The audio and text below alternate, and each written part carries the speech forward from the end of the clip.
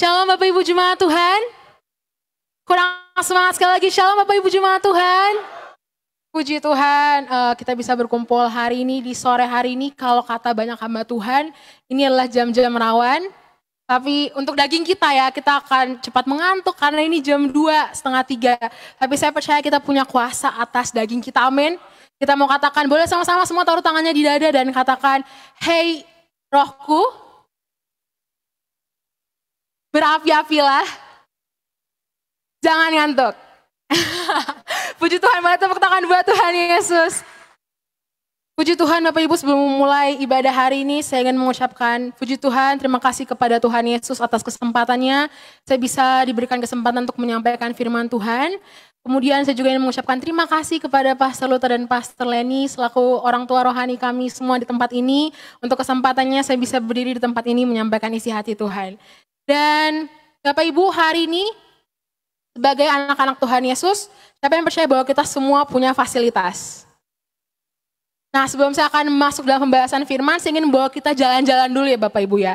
Jadi anggaplah GB Christ Kingdom Family ini semuanya, kita semua akan mengikuti sebuah tour ke sebuah negara Sakura. Ada yang tahu negara Sakura?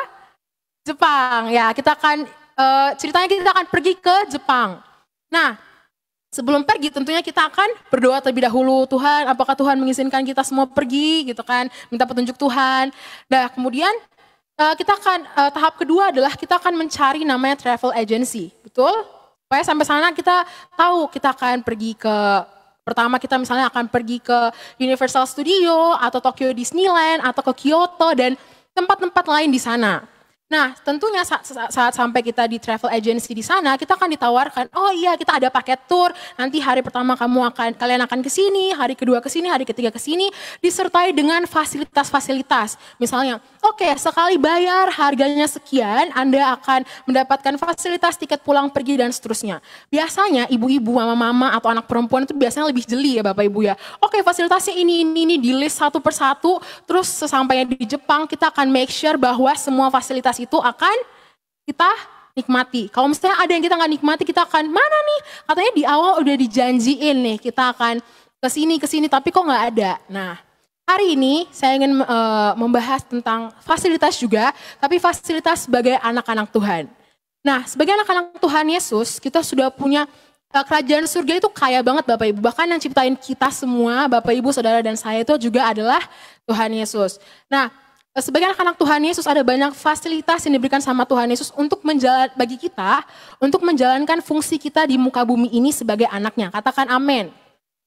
Nah, kemarin saya penasaran sebenarnya arti kata, kita sering dengar kata fasilitas, tapi kadang artinya masih samar-samar ya. Jadi kemarin saya cari apa sih arti kata fasilitas. Nah, menurut KBBI, Kamus Besar Bahasa Indonesia, fasilitas adalah sarana untuk melancarkan fungsi. Atau fasilitas itu untuk memudahkan, misalnya di sebuah negara, kita sebagai masyarakat Indonesia, maka pemerintah itu menyediakan fasilitas, misalnya fasilitas sosial, ada sekolah, ada klinik, tempat ibadah, kemudian juga ada fasilitas umum, kayak toilet umum, jalan, terus ada lampu jalan dan sebagainya. Nah, sebagai anak-anak Tuhan Yesus juga, kita juga diberikan fasilitas yang akan memudahkan kita untuk menjalankan fungsi kita sebagai anak-anak Tuhan Yesus. Jadi, Tuhan Yesus taruh kita di bumi itu bukan cuma, oke, aku taruh ya, terus udah hidup sendiri, survive sendiri. No, tapi Tuhan Yesus kasih fasilitas-fasilitas untuk bantu kita bisa menghidupi sebagai anak Tuhan di muka bumi ini. Oke? Nah, fasilitas yang pertama adalah fasilitas keselamatan.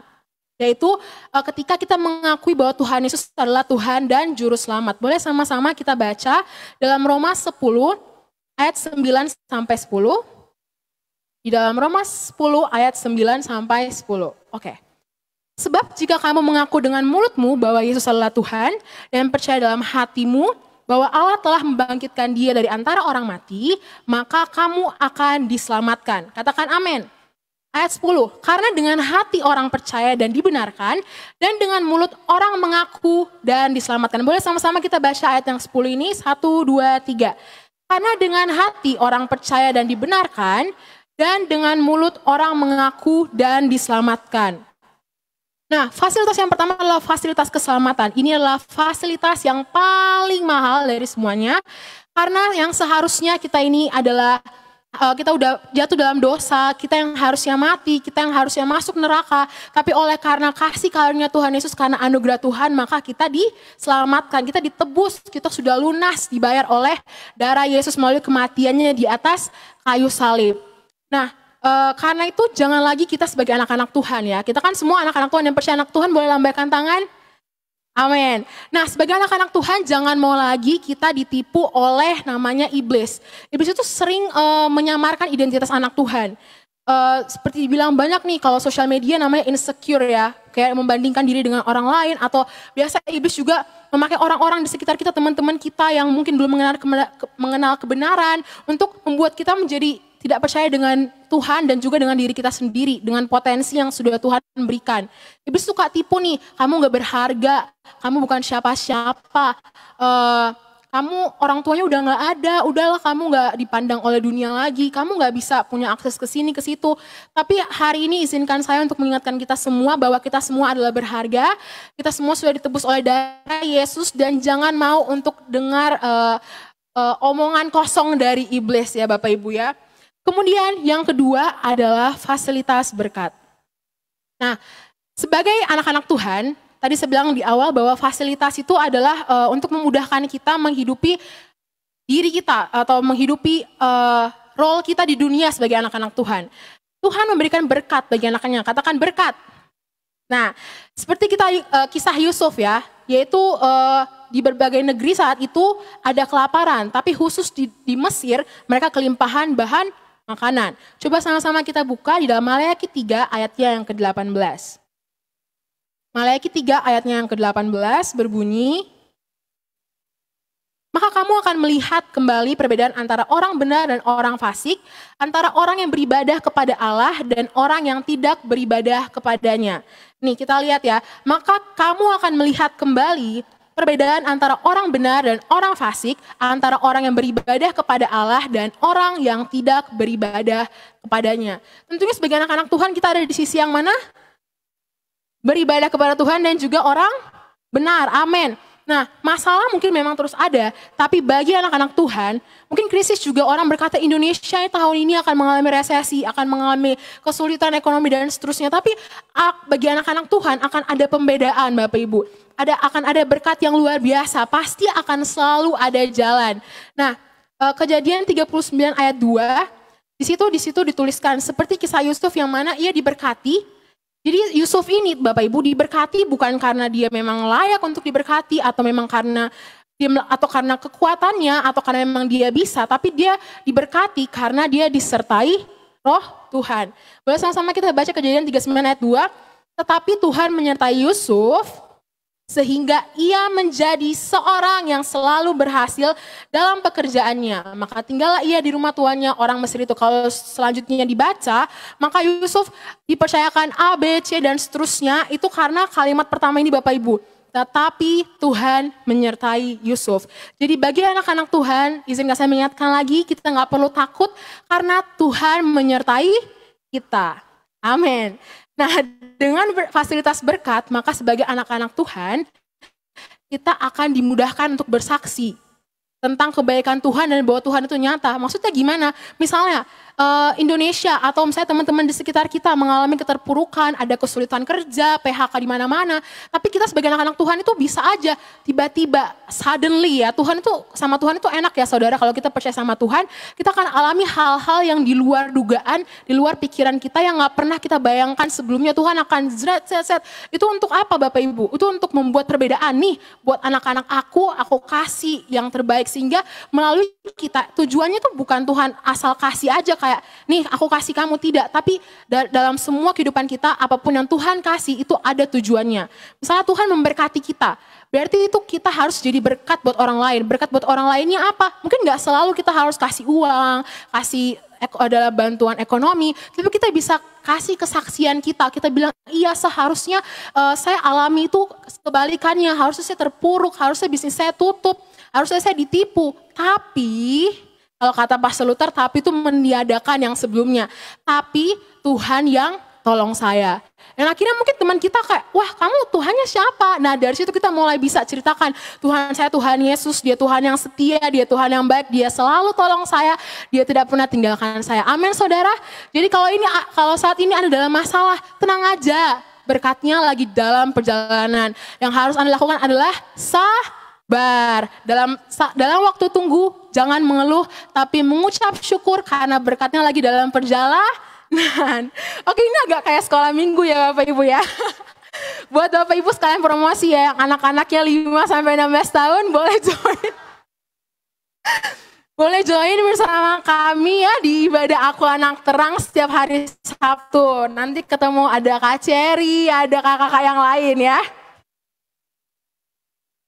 Oke, nah jadi kita gak perlu takut karena kalau kita punya Tuhan Yesus yang akan berikan kita hikmat, dia akan kasih kita ide, misalnya harus terpuruk nih, tapi Tuhan kasih ide, coba kamu misalnya hubungi si A, nanti pas kita taat ikuti Tuhan, saat hubungi si A-nya bilang, oh iya aku punya peluang nih gini-gini, ini belum pernah ada di mana-mana, kamu harus coba, dan pas kita coba, boom, kita berhasil, itu semua bukan karena kita hubungi si A, tapi karena Tuhan yang berkati kita, amin Bapak Ibu. Lalu fasilitas yang ketiga, ini adalah fasilitas yang kedua tadi adalah fasilitas berkat. Dan ini adalah fasilitas yang ketiga yaitu fasilitas mujizat. Nah, saya juga izin mengingatkan lagi sebagai anak-anak Tuhan, mujizat itu bukan sesuatu yang sulit atau langka. Katakan mujizat bukan sesuatu yang sulit atau langka. Tapi mujizat adalah makanan sehari-hari orang percaya. Katakan mujizat makanan sehari-hariku. Nah, kalau sampai saat ini kita tuh pikir, kayak aduh kok saya ini sakit ya udah 10 tahun, gak sembuh-sembuh, saya belum mengalami mujizat Tuhan. Setiap kali Anda ke kebaktian KKR rohani, Anda kayak, wih itu orang di depan kok bisa keluar dari kursi roda, tangannya panjang dan seterusnya, kok saya belum gitu kan. Atau kok Tuhan gak denger nih doa saya. Mungkin kita harus tanya lagi sama diri kita, kayak ambil waktu berdiam diri. Karena mungkin saja mujizat kita sudah alami, tapi kita nggak sadar kalau itu adalah mujizat Tuhan. Saya sering ngajar anak-anak di sekolah minggu, anak-anak Aku Anak Terang. Kalau mereka mau bersaksi, mereka biasa awal-awal nggak mau. Tapi saya selalu bilang, adik-adik kalau kalian mau bersaksi atau mau ceritakan kebaikan Tuhan, kalian nggak usah tunggu. Kak, aku waktu itu naik bus ke retret, terus busnya terguling-guling, terus aku nggak jadi, aku selamat gitu ya. Saya bilang sama adik-adik itu nggak perlu tunggu hal-hal yang wow dulu, yang kayak luar biasa dulu baru kalian mau mengucap syukur, baru kalian mau kesaksian. Tapi hal-hal kecil aja itu sebenarnya sudah part of miracles. Katakan amin. Hal-hal kecil aja itu sudah bagian dari mujizat Tuhan. Saat ini kita semua masih bisa bernafas. Saat ini Bapak Ibu semua saudara bisa melihat saya di depan. Bapak Ibu saudara masih bisa dengar suara saya. Katakan amin. Nah, Bapak Ibu masih mendengar suara saya. Itu adalah mujizat Tuhan. Jadi kita gak perlu tunggu dulu sesuatu yang besar dulu. Wah, tangan saya biasa suka gemeteran. Mungkin itu Anda kedinginan mungkin ya Bapak Ibu ya. Coba Anda berdoa ke Tuhan. Gak perlu tunggu hal-hal besar, tapi bersyukur aja. Kalau kata kisah Pastor Lenny waktu itu ya. Ada burung, kemudian dia sudah harusnya mengalami kekeringan berapa tahun gitu, tapi saat dia minta tolong temennya untuk tanya ke surga, aku masih berapa lama, terus pas temennya kembali ke burung itu, kamu nanti akan mengalami kesukaran, kekeringan selama 7 tahunan, 8 tahunan, pokoknya lama.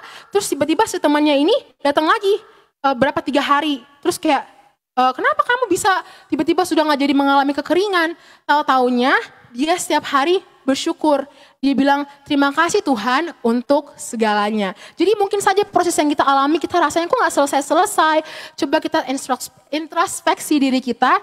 Mungkin kita terlalu banyak mengeluh ya. Makanya kita rasanya lama banget. Biasanya kita kalau di ruang tunggu dokter, kalau kita tunggunya santai-santai sambil main HP, gak bakal kerasa lamanya. Tapi kalau kita, aduh kok lama banget, akan kerasa lama. Betul Bapak Ibu? Oleh karena itu sambil menunggu janji Tuhan, sambil menunggu Tuhan membukakan jalan, tugas kita jangan ngeluh, tapi bersyukur dan berdoa. Nah, kadang kita sebagai manusia, kita itu suka membatasi Tuhan dengan pikiran kita. Saat ada dalam masalah, kita bilang, Tuhan, aku mau jalan keluarnya A, B, C, D ya Tuhan. Nanti si ini datang ke sini, terus begini. Kita dikte Tuhan. Terus kita misalnya 2 tahun, 10 tahun yang lalu, Tuhan tolong kita dengan masalah yang sama misalnya. Terus kita dikte lagi, Tuhan, seperti Tuhan tolong aku dengan cara yang sama, Tuhan tolong aku juga di masalah ini. Tuhan bilang, waduh nih anak gak percaya ya kalau aku tuh kreatif ya. Padahal Tuhan itu adalah gudangnya kreativitas. Kita bisa diciptakan satu orang sidik jarinya berbeda-beda, mukanya juga beda-beda. Paling ya mirip-mirip dikit lah Bapak Ibu, kecuali kembar pun beda juga ya Bapak Ibu ya. Nah Tuhan itu gudangnya kreativitas. Tuhan punya banyak cara untuk tolong kita keluar dari masalah, untuk atasi sakit penyakit kita. Karena itu jangan pernah kita dikte Tuhan. Tuhan aku maunya A, B, C, D. Kalau Tuhan gak A, B, C, D berarti Tuhan gak tolong aku. Belum tentu, sama kayak tadi, mengucap syukur, mujizat. Mungkin menurut kita ini masih belum sembuh. Tapi menurut Tuhan udah ada banyak mujizat lain yang kita alami dalam kehidupan kita. Amin Bapak Ibu. Karena itu sama Tuhan percaya aja, jalan aja, gak usah sok pinter, gak usah sok ngatur Tuhan, karena lebih dari kita kenal diri kita sendiri, lebih dari kita tahu diri kita apa yang kita perlukan, Tuhan lebih kenal kita dan apa yang kita butuhkan. Amin. Dan hari ini baru masuk khotbahnya Bapak Ibu ya. Tema yang akan saya bawakan adalah fasilitas duduk di kaki Tuhan. Boleh sama-sama katakan, fasilitas duduk di kaki Tuhan. Seberapa banyak kita yang punya masalah? Gak usah angkat tangan ya. Atau boleh angkat tangan, sudah banyak Bapak Ibu punya masalah di tempat ini. Nah masalah kita mau kecil, sedang, besar pun itu semuanya namanya adalah masalah. Nah saya mau ucapkan selamat dulu. Boleh sama-sama kiri kanan katakan selamat. Boleh katakan selamat ya Bapak Ibu. Karena kenapa saya ucapkan selamat? Karena selama kita masih ada masalah, selama kita masih ada pergumulan, artinya kita masih hidup. Seperti yang Pastor terkhotbahkan ya. Itu jantung itu kan kayak gini-gini ya Bapak Ibu ya. Denyut nadinya. Kalau kayak gini itu artinya sudah, ya bahasa halusnya tidak hidup ya Bapak Ibu ya.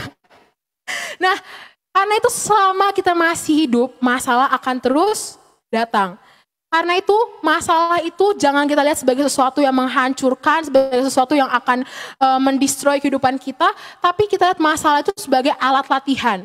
Misalnya kalau kita mau berotot nih kayak binaragawan, maka dia akan latihan, angkat beban dan seterusnya. Dan dalam hal ini, dalam hal masalah, dalam hal kehidupan kita, masalah itu adalah dumbbell kita, alat olahraga kita, supaya otot rohani kita semakin kuat.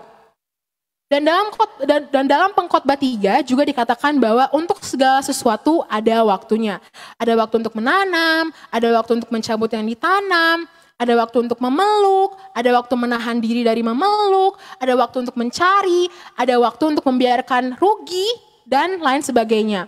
Oleh karena itu, masalah adalah hal yang wajar bagi anak-anak Tuhan. Dan juga salah satu bukti, salah satu tanda kalau kita itu masih hidup.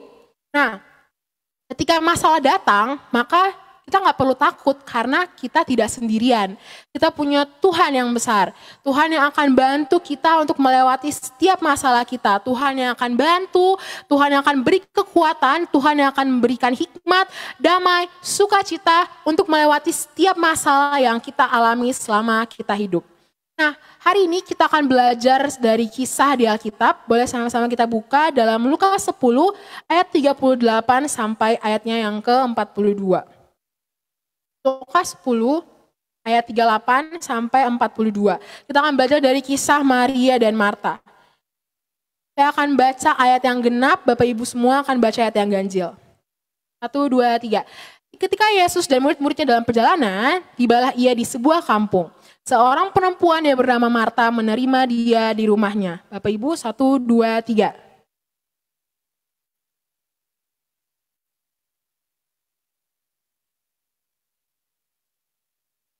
Ayat 40, sedang Marta sibuk sekali melayani.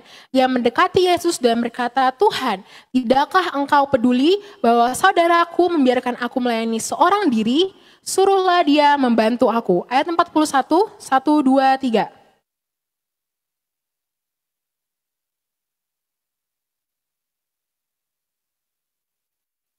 Ayat 42, tetapi hanya satu saja yang perlu, Maria telah memilih bagian yang terbaik yang tidak akan diambil daripadanya. Amin. Dari kisah ini kita bisa belajar ya, ada dua pribadi yang berbeda, Marta dan juga Maria. Kadang Bapak Ibu kita seperti Marta. Di awal kita tadi dikatakan ayat 38, seorang perempuan yang bernama Marta menerima dia di rumahnya. Yang terima Tuhan siapa? Tapi yang melayani di dalam rumah, Maria. Maria yang duduk di dekat kaki Tuhan. Marta melayani, tapi melayani Tuhan, jasmani Tuhan. Nah, kadang kita seperti Marta, kita terlalu fokus untuk sibuk pelayanan, bahkan terlalu sibuk menggunakan kepada mujizat Tuhan, atau bahasanya adalah kita hanya fokus kepada apa sih yang ada di tangannya Tuhan, daripada kita fokus kepada pribadinya Tuhan Yesus itu sendiri. Padahal di ayat yang ayat yang ke-42 dikatakan, hanya satu saja yang perlu, Maria telah memilih bagian yang terbaik yang tidak akan diambil daripadanya. Wow, dan bagian Maria ini adalah duduk di kaki Tuhan, mendengarkan perkataan Tuhan Yesus.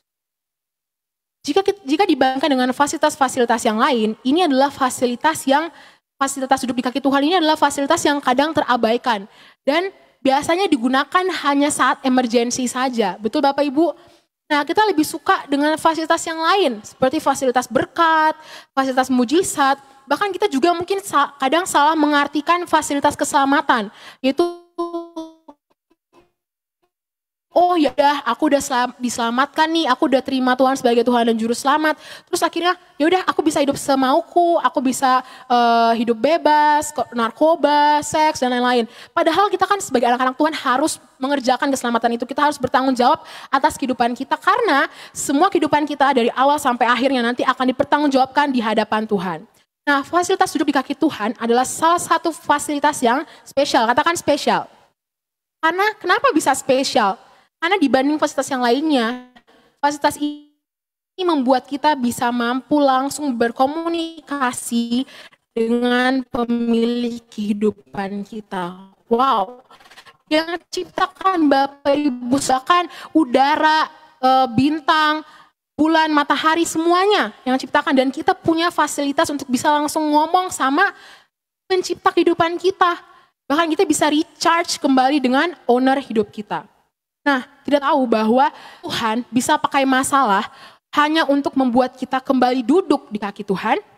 Jadi mungkin kalau sekarang kita ada masalah, ada pergumulan, kita selalu merasa kenapa ya hati saya ini hampa. Padahal mungkin kita punya uang yang banyak, atau kita punya teman yang banyak, atau kita punya kegiatan yang banyak, tapi kita selalu merasa selalu ada yang kurang. Saya sudah mencoba mengisi dengan berbagai banyak hal, tapi selalu aja bagian itu rasanya kosong.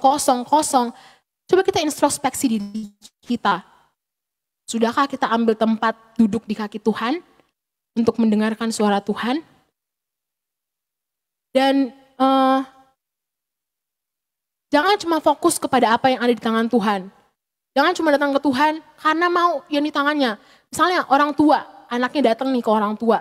Terus selama ini gak pernah ngomong, tapi misalnya cuma ngomong itu kalau misalnya butuh sesuatu atau perlu sesuatu. Misalnya anaknya lagi merantau, terus cuma telepon, papa aku butuh uang, terus matiin. Gimana perasaan orang tuanya? Sedih pasti ya Bapak Ibu. Karena gak ada quality time untuk curhat dari hati ke hati, dengarkan keluh kesah. Orang tua juga nggak selalu harus anak yang cerita keluh kesah. Kadang kita juga perlu sebagai anak-anak dengerin, papa mama rasa apa, lagi apa gitu ya Bapak Ibu ya. Sama dengan Tuhan, sama Tuhan itu kita bukan satu arah doang. Datang masuk kamar, tutup pintu, kunci, terus Tuhan aku mau A, B, C, D, amin, keluar. Enggak, tapi Tuhan ada sesuatu yang Tuhan mau sampein bagi anak-anaknya, amin Bapak Ibu. Dan tahukah Bapak Ibu bahwa Tuhan sangat rindu dan menunggu kita untuk punya quality time dengan Dia. Katakan amin. Nah karena itu jangan pernah kita biarkan Tuhan Yesus itu bertepuk sebelah tangan. Mari kita responi kasih dan panggilan Tuhan Yesus dalam kehidupan kita. Kadang kita misalnya lagi sibuk ya Bapak Ibu, kerja, kuliah, atau pelayanan. Tapi kadang kita merasa ada panggilan, ayo aku mau ngomong nih sama kamu. Tapi seberapa banyak dari kita yang sering mengabaikan panggilan itu. Aduh Tuhan nanti dulu, ini dikit lagi bos saya udah suruh deadline-nya hari ini misalnya. Atau tunggu Tuhan bentar lagi. Nah, bayangkan betapa sedihnya hati Tuhan mau tunggu. Padahal Tuhan udah mau, padahal kalau kita lihat dalam Amsal 1 ayat 23, di situ dikatakan, berpalinglah kamu kepada teguranku. Sesungguhnya aku hendak mencurahkan isi hatiku kepadamu dan memberitahukan perkataanku kepadamu. Wow. Karena itu mungkin kita bilang kayak, aduh kenapa ya saya nggak pernah dengar suara Tuhan? Aduh kenapa ya saya ini, hidup saya kayak nggak ada arahnya. Kenapa ya saya ini kayak merasa tersesat dan seterusnya. Coba kita introspeksi diri kita, apakah kita sudah mendengar, apakah kita sudah mengambil tempat untuk duduk di kaki Tuhan? Atau kita hanya sibuk dengan ABCD dan hanya terus menuntut sesuatu dari Tuhan tanpa mau untuk aktif. Untuk duduk di kaki Tuhan itu bukan tindakan pasif ya Bapak Ibu. Ini kita harus benar-benar dari dalam diri kita mau, Tuhan aku datang nih hari ini sama Tuhan itu gak usah datang ke Tuhan itu apa adanya saudara, gak usah ada apanya. Kenapa? Kenapa apa adanya? Karena Tuhan itu udah tahu segala isi hati kita. Misalnya kita lagi sedih, terus di hadapan Tuhan kita pura-pura tegar. Tuhan terima kasih gini. Nggak perlu pura-pura tegar Bapak Ibu. Sama Tuhan itu apa adanya aja, ceritain aja. Waktu itu beberapa minggu lalu ya, saya lupa saya lagi ini apa, tapi pokoknya saya tuh rasanya kayak sangat berat hatinya dan pokoknya sangat gak bisa berpikir dan seterusnya. Kemudian saya bilang, oh ya kayaknya saya udah lama nih gak doa saat teduh sendiri. Lalu saya masuk kamar, situ saya gak ambil gitar, gak ambil apa, saya cuma duduk. Dan saya benar-benar utarakan semua yang saya rasakan. Saya gak mau sembunyiin kayak, Tuhan aku baik-baik aja kok. Gak usah, karena Tuhan tahu apa yang Bapak Ibu hadapi. Dan saat itu saya cerita semuanya sampai keluar satu kata.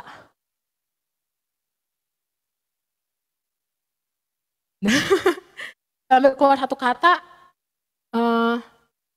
gak sanggup. Dan saat saya bilang kata itu, saya langsung menangis, kayak menangis semenangis-menangisnya. Dan setelah saya menangis, saya merasakan kelegaan yang sangat lega di situ, kayak langsung Tuhan ngomong lagi sama saya. Dan saya mencatat semua yang Tuhan katakan di buku saya. Mungkin saya juga izin cerita ya Bapak Ibu, jadi waktu saya merantau ya ke Jakarta, saya kan sedih ya tentunya pisah sama papa mama saya di Makassar. Tapi saya rasa itu adalah cara Tuhan ajar saya untuk bisa lebih dekat lagi. Gantungnya biasanya cuma ke papa mama doang, kayak sedikit-sedikit papa mama, sedikit-sedikit papa mama atau kakak gitu kan. Tapi pas merantau itu Tuhan ajarin saya untuk langsung bergantungnya sama Tuhan. Jadi waktu awal-awal merantau 2019 ke sini, saya itu diajarin untuk bikin jurnal. Jadi namanya adalah My Lovely Time with God. Dan di situ setiap hari saya akan tulis, selamat pagi Bapak, hari ini saya mau begini. Bahkan masalah di kampus, misalnya mau ujian juga saya ceritain dan seterusnya. Dan di situ saya rasa Tuhan benar-benar ngomong, bahkan hal-hal yang akan terjadi sampai hari-hari ini juga, itu Tuhan udah ngomong dari buku-buku itu saudara. Dan saya sangat dikuatkan, misalnya Tuhan bilang jangan takut, waktu itu juga ada masalah dalam pembangunan gereja, dan seterusnya semua masih ada dalam buku itu, sampai bukunya sekarang udah setebal ini puji Tuhan Bapak Ibu. Dan kemarin juga waktu saya puji Tuhan saya bisa sharing di Makassar, di situ sebelum sharing saya ada scroll Instagram dan saya sangat diberkati, ada satu khotbah yang lewat di Instagram saya dikatakan bahwa buat anak-anak muda nih, saat muda jangan hidup biasa-biasa aja. Tapi saat muda harus gila-gilaan sama Tuhan, cari Tuhan sungguh-sungguh. Saat muda kita harus klaim janji-janji Tuhan. Kenapa? Biar pas tua kita gak memble Bapak Ibu. Biar pas tua itu kita menuai janji-janji Tuhan. Jadi pas muda itu kita harus tanya, Tuhan apa nih janji Tuhan buat hidup saya? Tuhan apa nih yang Tuhan mau dalam hidup saya? Saya gak mau jadi anak muda biasa-biasa aja. Tuhan taruh saya di dunia kan ada tujuannya. Dan Tuhan kasih tahu apa yang menjadi tujuanmu dalam kehidupan saya. Amin Bapak Ibu. Buat anak-anak, ya yang mau belajar ya, boleh sama-sama kita join di Aku Anak Terang ya Bapak Ibu ya. Oke, nah karena itu saat kita merasa lemah, merasa gak mampu, merasa gak kuat, gak usah sok kuat, datang ke kaki Tuhan, ceritain aja semuanya. Karena sebenarnya tanpa kita ceritain juga Tuhan udah tahu isi hati kita. Tapi misalnya sama sahabat gitu ya, misalnya sahabat kita udah tahu nih, tapi kan akan lebih enak kalau kita ceritain, artinya kita percaya sama sahabat kita. Kayak, aku hari ini rasanya kayak gini loh, aku sedih banget gini. Dia akan merasa, wah aku dipercaya nih, sama kayak Tuhan. Dan ketika kita cerita sama Tuhan, serahin aja semuanya ke Tuhan, gak usah, misalnya kita udah kasih ke Tuhan nih, jangan sambil dipegang, lepasin aja, biar Tuhan yang berperkara dan Tuhan yang urus. Nah, berikutnya, bagaimana kita mengakses fasilitas untuk duduk di kaki Tuhan? Simple Bapak Ibu. Kita mungkin sering melakukannya, tapi saya ingin untuk sharing lagi, datang dengan berdoa, membaca dan merenungkan firman, bahkan juga bisa berpuasa untuk mematikan keinginan daging kita. Sehingga roh kita ini semakin besar Bapak Ibu. Saya waktu awal tahun saya dengar khotbah, tubuh kita, walaupun besar, bisa sebesar apa sih? Maksudnya udah gak bisa sampai jadi giant, raksasa gitu ya Bapak Ibu ya. Tapi tahukah kita, roh kita itu bisa menjadi raksasa? Karena itu sering-seringlah kita memberi makan roh kita. Biar bukan daging kita yang kuasai diri kita, tapi biar roh kita yang kuasai diri kita, daging kita, sehingga ketika kita mau ambil fasilitas yang keempat ini, fasilitas duduk di kaki Tuhan, kita bisa menguasai diri kita untuk ayo taat duduk di kaki Tuhan. Daripada kita dengar daging kita, kalau misalnya kita daging kita yang lebih gede, pas mau ambil waktu doa, aduh bentar dulu ini kerjaannya lebih penting. Bentar dulu itu masakan di dapur nanti gosong. Pas tutup mata langsung mikir, ada tugas apa ya besok, deadline apa ya, deadline apa. Tapi kalau kita izinkan roh kita lebih besar, maka roh kita yang akan kayak, enggak ini lebih penting. Saat kita izinkan roh kita lebih besar, maka apa yang dulu kita anggap sebagai hal-hal yang penting, misalnya pengakuan dunia, pujian orang, dan seterusnya. Saat kita roh kita lebih besar, maka kita akan rasa bahwa semua itu enggak penting. Hanya duduk di kaki Tuhan, hal yang terpenting. Nah, saya ingin membagikan dengan cepat ya Bapak Ibu. 3 alasan mengapa kita harus mengakses fasilitas duduk di kaki Tuhan. Yang pertama adalah karena dengan mengakses, dengan fasilitas duduk di kaki Tuhan, kita bisa mengenal Tuhan lebih dalam lagi, dan hanya Tuhan yang paling mengerti, karena hanya Tuhan yang paling mengerti hidup kita. Nah, contohnya seperti siapa Bapak Ibu? Seperti Saulus. Dia dulu adalah seorang penjahat, sangat jahat, bahkan dia membunuh anak-anak Tuhan. Ini bukan hanya masalah perubahan nama ya, dari Saulus ke Paulus cuma beda S dan P doang. Tapi yang intinya di sini adalah bagaimana dia mengalami perubahan hidup 180 derajat. Dari yang dulunya adalah seorang penjahat, tapi ketika dia mengalami Tuhan, perjumpaan dengan Tuhan, maka kehidupannya berubah 180 derajat. Dia menjadi orang yang hidupnya radikal, mati-matian sama Tuhan, bahkan dia melakukan perkara-perkara yang besar. Dia pergi menginjil, dia menjadi seorang rasul yang besar. Nah, mungkin kita juga selama ini kita sulit berubah ya, selalu berputar-putar di masalah yang sama, kita selalu jatuh di lubang yang sama terus-menerus. Kenapa? Karena kita nggak pernah mengalami Tuhan secara pribadi. Kenapa kita nggak pernah mengalami Tuhan secara pribadi? Karena kita nggak pernah, itu tadi Bapak Ibu, kita nggak pernah ambil waktu untuk duduk di kaki Tuhan dan dengarkan apa yang Tuhan mau.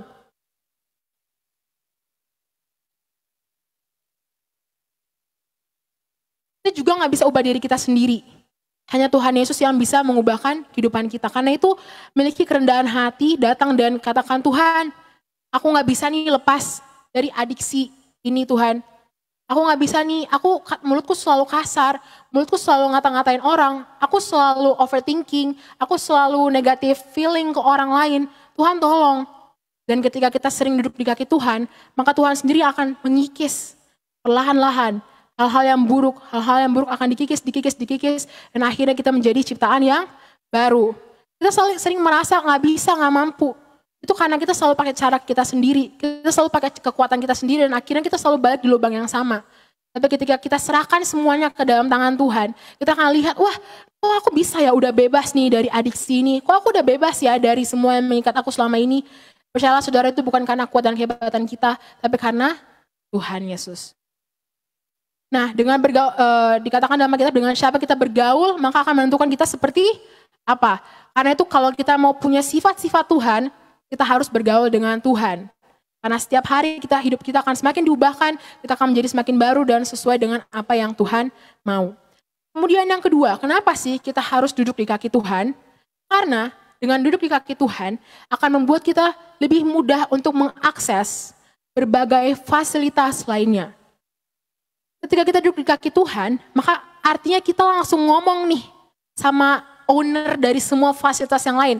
Kalau travel agency tadi, kita langsung ngomong nih sama owner travel agency-nya. Mungkin saja kalau kita ngomong ownernya bisa bilang, oh iya nanti kamu kita tambahin lagi ya kesininya fasilitasnya kita tambahin lagi. Nah ini apalagi kita langsung ngomong sama owner yang punya hidup kita. Kita akan lebih mudah untuk mengakses berbagai fasilitas, mujizat dan janji-janji Tuhan yang Tuhan sediakan. Karena kita sering duduk di kaki Tuhan, maka kita akan lihat banyak mujizat, berkat Tuhan bagi kita. Bahkan sebelum kita minta pun, Tuhan udah tahu. Kenapa bisa? Karena fokusnya bukan lagi apa yang di tangan Tuhan, tapi fokusnya kita adalah untuk senengin hati Tuhan. Saat kita fokusnya cuma senengin hati Tuhan, maka kebutuhan kita sehari-hari, Tuhan akan penuhi Bapak Ibu. Seperti yang Pastor Lito juga pernah, Pastor Leni khotbahkan ya Bapak Ibu. Setiap kali mau bayar uang kampus, setiap kali saya bilang, Papa ini email dari kampus sudah ada. Pastor Lito udah bilang, gak usah takut, Papa dan Mama melayani Tuhan. Pasti Tuhan sediakan. Dan saya bersaksi atas nama Tuhan ya Bapak Ibu. Sampai hari ini penyediaan Tuhan luar biasa.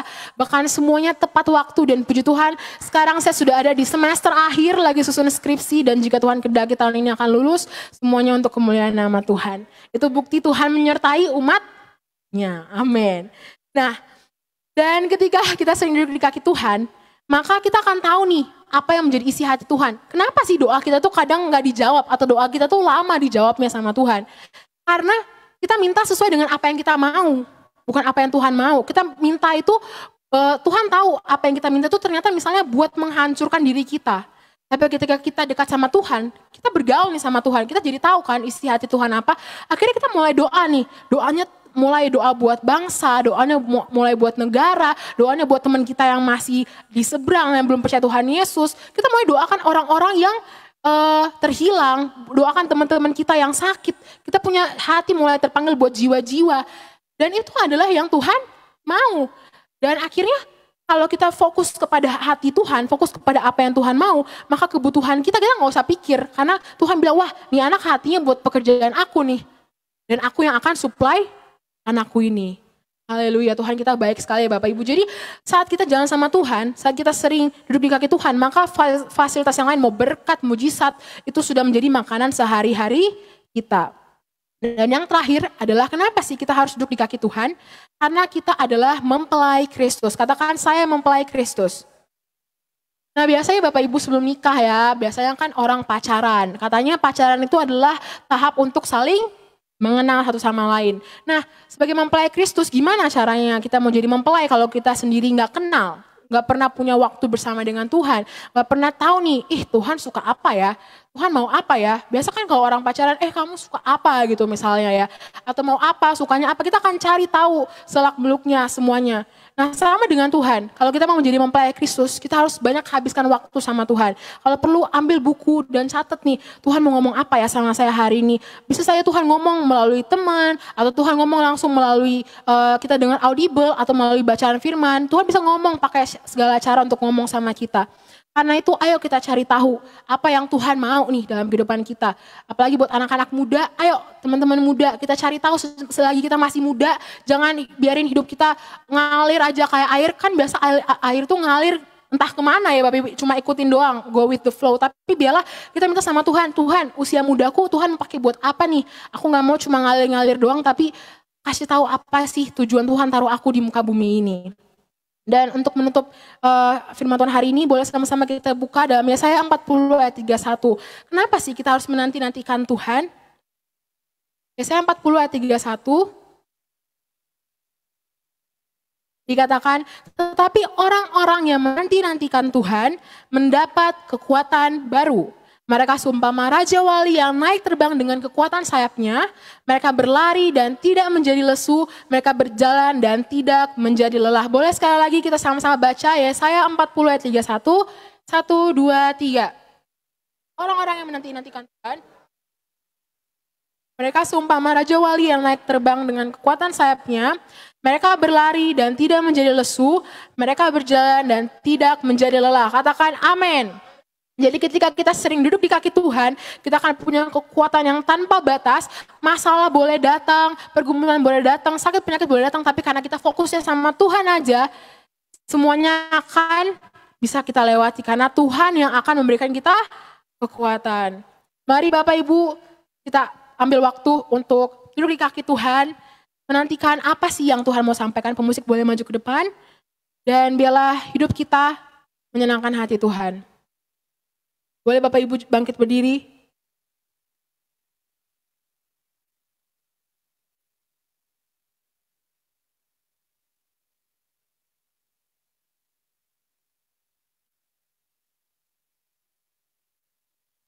Hari ini Bapak Ibu, siang hari ini mari kita rindukan sesuatu. Mari kita introspeksi diri kita.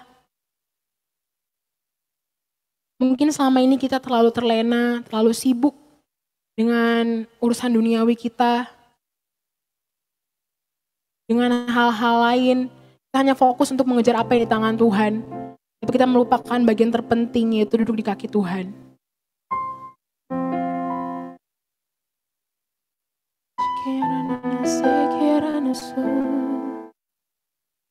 Katakan sesuatu buat Tuhan. Kalau selama ini kita lari dari hadapan Tuhan, kalau selama ini kita terlalu banyak excuse, terlalu banyak alasan dengan Tuhan, mari kita akui di hadapan Tuhan. Kita akui diri kita di hadapan Tuhan yang Maha Tahu.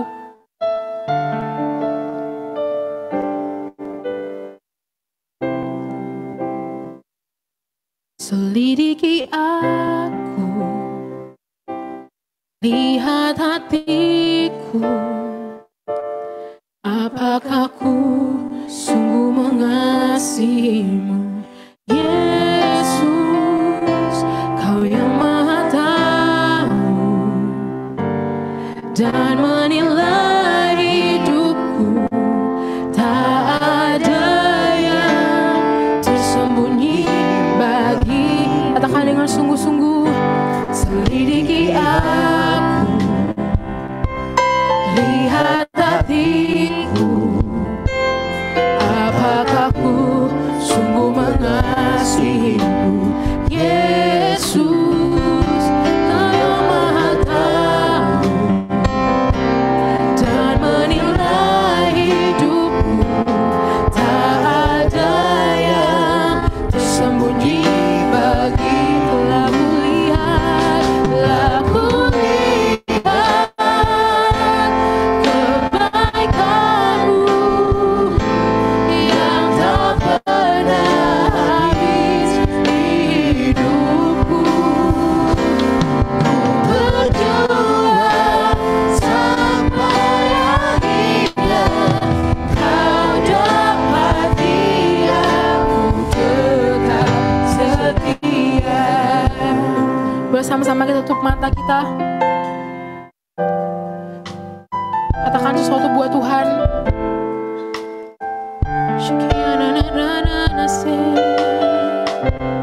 Engkau lihat hati-hati kami Tuhan. Ampuni kami Tuhan. Sucikan, kuduskan kami. Singers boleh angkat ref lagu ini. Telah kulihat kebaikan-Mu, biarlah kasih-Mu mengalir Tuhan, menjamah setiap kami, mengisi setiap kekosongan hati kami Tuhan. Kami mau kembali, kami mau lari kembali ke hadapan-Mu Tuhan. Kami mau lari duduk kembali dalam hadirat-Mu. Dan biarlah Kau dapati kami semua setia di hadapan-Mu Tuhan.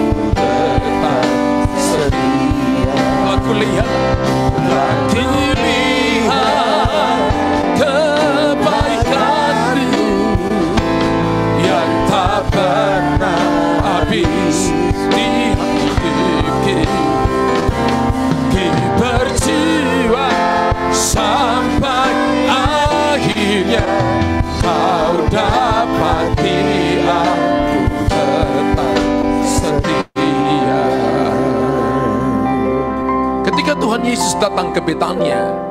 Bapak Ibu harus tahu Betania adalah house of dating, rumah pacaran. Orang pacaran itu ada lupa waktu, saudara. Makanya dikatakan falling in love, lupa waktu, terbawa karena cinta. Tapi Anda dan saya terbawa karena mengasihi Tuhan. Ya, wow I need. Amin. Anda datang karena Anda mengasihi Tuhan. Orang datang mengasihi Tuhan itu aksesnya Tuhan sudah kasih. Ya, tadi anak saya berkata bahwa salah satu fasilitas yang paling penting yang kita lupa adalah lupa berdoa. Gak boleh berdoa kalau masalah datang baru kita berdoa. Berdoa, Alkitab katakan dalam 1 Tesalonika pasal 5, berdoa every day. Every time, setiap waktu. Bukan karena ada masalah baru berdoa. Saya yakin itu masalahnya, jawabannya lama karena Tuhan lebih tahu hati. Tapi kalau Anda berdoa setiap waktu, sifat Tuhan terinfuskan ke dalam saudara. Dan Anda bisa jadi garam, Anda bisa jadi terang. Dan Anda bisa jadi berkat bagi banyak orang. Hari ini, kalau itu saudara, kalau Anda mau dapat berkat surgawi, Anda mau dikenal Tuhan. Kalau saudara perhatikan Keluaran pasal 32, Tuhan berkata kepada Musa, aku kenal engkau. Hari ini kalau saudara berkata, aku kenal Tuhan, apakah Tuhan kenal saudara? Tuhan akan kenal kita kalau saudara bergaul dengan Dia. Ingat, jangan jadikan doa sekali-sekali. Jangan juga tergantung dengan doa orang lain. Boleh orang lain dukung saudara, tapi saudara dan saya pribadi dengan Tuhan, itu tidak boleh tergantikan oleh orang lain. Kekristenan itu adalah panggilan pribadimu dengan Tuhan. Ketika sifat Tuhan ada pada saudara, baru Anda bisa jadi garam dan terang bagi dunia. Anda bisa menginfuskan dunia. Dan orang bisa melihat Tuhan dalam saudara. Amin. Ingat bahwa segala berkat ilahi hanya bisa diberikan melalui satu saluran yang namanya doa. Doa itu menjadi saluran satu-satunya Tuhan menjawab Anda di muka bumi ini. Itu berarti kalau orang tidak berdoa, maka dia tidak dapat apapun. Lihat Matius pasal yang ke-7, ayat 7 berkata begini, minta, maka kamu akan menerima. Cari, maka kamu akan mendapat. Ketok, maka pintu akan dibukakan. Triple M. Meminta, mencari, mengetok adalah prinsip doa. Dan semuanya adalah aktif. Ya, aktif awalan di depan itu adalah aktif. Harus butuh kerja, butuh bayar harga, butuh konsistensi, butuh I will, saya mau. Dan ketika Anda lakukan itu, maka saya percaya kita akan menjadi orang Kristen. Yang bukan juga Kristen bayi, tapi Kristen dewasa yang menjadi berkat bagi banyak orang. Amin. Hari ini, kalau itu saudara, Anda sedang datang dengan pergumulan. Dan Anda katakan begini, berapa lama lagi Tuhan? Tapi Anda nggak pernah ambil waktu berdoa. Kita kasih gereja memberikan Anda dan saya kesempatan untuk waktu doa dan berpuasa. Tapi tidak semua orang lakukan. Anda dan saya diajarin untuk Anda dan saya datang dan mencari Tuhan dengan sungguh-sungguh. Mungkin kemarin Anda gagal.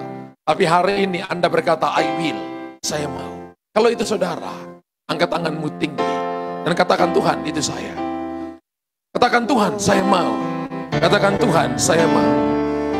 Kalau itu saudara, keluar dari kursi saudara, keluar dari kursi dan maju ke depan lari.